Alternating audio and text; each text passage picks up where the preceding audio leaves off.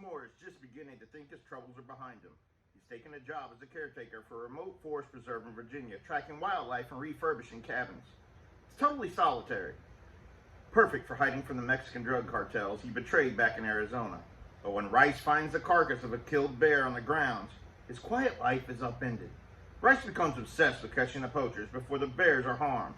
He partners with his predecessor, a scientist, who hopes to continue her research on the preserve. Together, they descend deep into the Appalachian wilderness to try to stop the bear killings. The undertaking is far more dangerous than anticipated. They have hostile altercations with the locals, with black marketeers, even the law. Rice, carefully constructed anonymity, is blown up. His past is catching up with him, terrifying ways. He's running out of ideas how to escape it. James McLaughlin mixes gorgeous hallucinatory prose with an unrelenting, breathless pace in this powerful debut, lush, humane, and utterly transfixing. Welcome to the first Cargo Proud Adventures book review. I read Bearskin, a novel by James McLaughlin, and man, it reads kind of like a history lesson. Not really a history lesson, maybe a nature lesson. They go so deep in detail on different flowers, bugs, lizards, bears. I mean, it is really like a nature lesson or a science lesson all into a murder mystery. You got bears getting murdered, you got people getting murdered, the man's on the run from the Mexican mafia.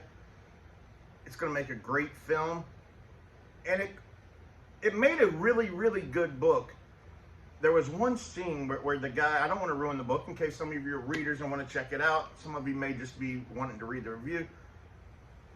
I do totally recommend it, but there was one scene or one chapter, maybe it went on for a couple chapters, where he gets into some mushrooms, and it gets a little too weird. I have nothing against people doing mushrooms. I think it's awesome for them.